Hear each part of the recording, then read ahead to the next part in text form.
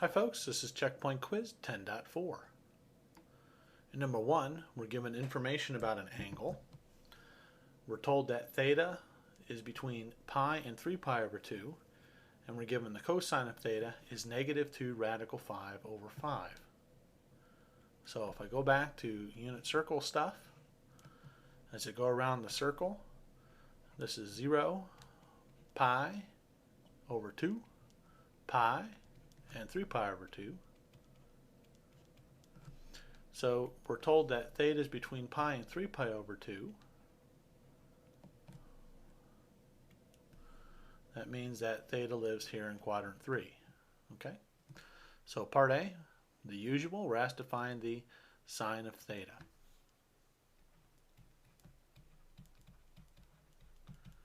So what basic identity relates sine and cosine? The Pythagorean identity.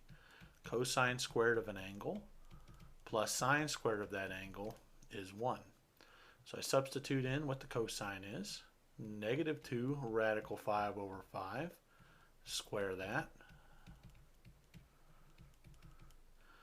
Square this out. Negative 2 squared is 4. Radical 5 squared is 5 divided by 25.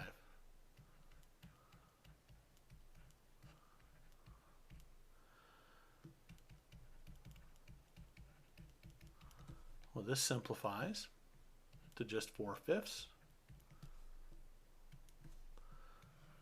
So I've got 4/5 plus sine squared theta is 1. So sine squared theta is 1 minus 4/5. That's 5/5 minus 4/5, which is 1/5. So that means that the sine of theta is plus or minus the square root of 1/5, or plus or minus radical 5 over 5. All right, now you look at where theta is. Theta is a quadrant 3 angle. That means we're going to pick the negative. And so that's my final answer for part A. The sine of theta is negative square root 5 over 5. All right, in part B, we're asked to find the cosine of 2 theta. Now, we have 3 options for cosine of 2 theta. It's cosine squared theta minus sine squared theta. It's 2 cosine squared theta minus 1, or it's 1 minus 2 sine squared theta. We get our choice. Now, in part A, we determine sine theta. And we're given cosine theta, we know sine theta, so theoretically we could pick any of these to use. But if we made a mistake in determining the sine of theta, then we would want to go with this one to minimize our propagated error. So we'll pick this one because it's using the information that we're given. So cosine 2 theta is 2 cosine squared theta minus 1, which is 2 times negative 2 square root 5 over 5 squared minus 1. We squared this in the previous example. That was 4 times 5 over 25. That's 4/5. So we get 8/5 minus 1, which is 8/5 minus 5/5, which is 3/5. So for part B then, we get the cosine of 2 theta is 3/5.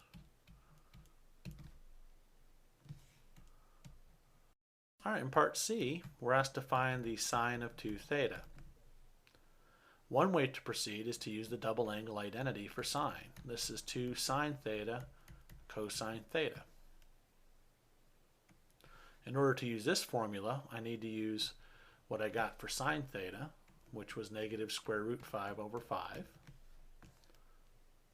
So I substitute this in. I get 2 times negative square root 5 over 5 times negative 2 square root 5 over 5. The negatives cancel. I've got 2 times 2, which is 4.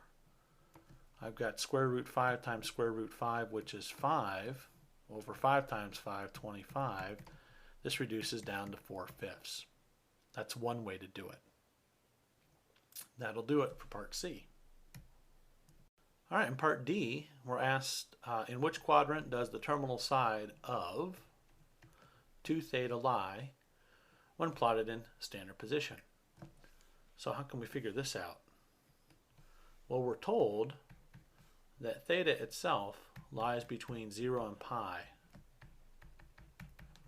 So one way to start is we could multiply this through by 2.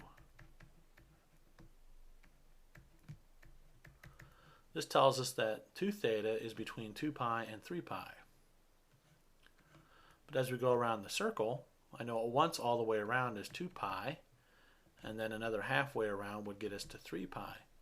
That just tells us that 2 theta is either quadrant 1 or quadrant 2. So ultimately what determines this is the sine and cosine of 2 theta. I know that the cosine of 2 theta worked out to be a positive 3/5. That pins it down for us that we are in quadrant 1. And so that's my answer, is that 2 theta is a quadrant 1 angle. So that'll do it for part D. All right, in part E, we're asked to find the cosine of theta over 2. So we can work the double angle formula backwards and get the cosine of theta over 2 is plus or minus the square root of 1 plus cosine theta over 2. Where the plus or minus is going to depend on the quadrant where theta over 2 lives. So let's think about that. Theta is between pi and 3 pi over 2. So if I divide everything by 1/2, I know that theta over 2 is between pi over 2 and 3 pi over 4. So thinking back to the unit circle,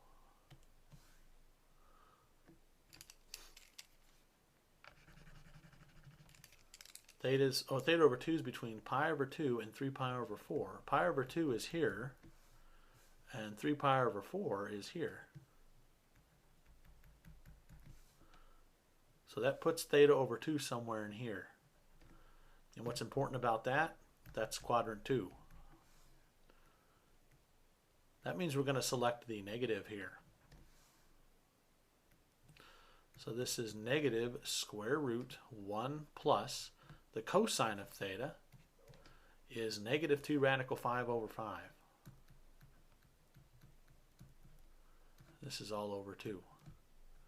So we need to go in here and get some common denominators to help simplify this. So let's go over and let's just look at this fraction.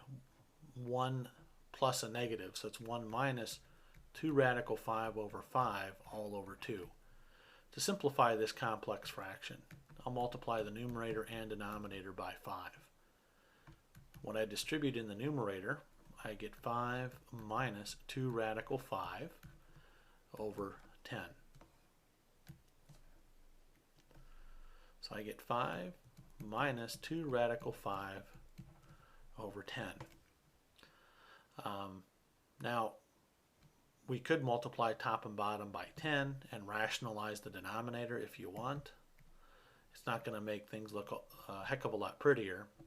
I'd have 50 minus 20 radical 5 over 10. You could argue whether or not that's nicer than this value here. Okay, so no matter how you do it, we'll just leave it as the first example, or the first answer, negative square root 5 minus 2 radical 5 over 10. So that'll do it for part E. All right, part F then, we're asked to find the sine of theta over 2. And so we can use the half angle identity there. It's 1 minus cosine theta over 2 plus or minus the square root. And we've already determined that theta over 2 is in quadrant 2, so we would select the positive. And so we get the square root of 1 minus cosine theta, negative 2 radical 5 over 5, all divided by 2. And once again, we can simplify the complex fraction by multiplying top and bottom by 5, and we get 5 plus 2 radical 5 over 10. We could rationalize if we wanted to, but we'll just leave it as that. So that'll do it for number 1.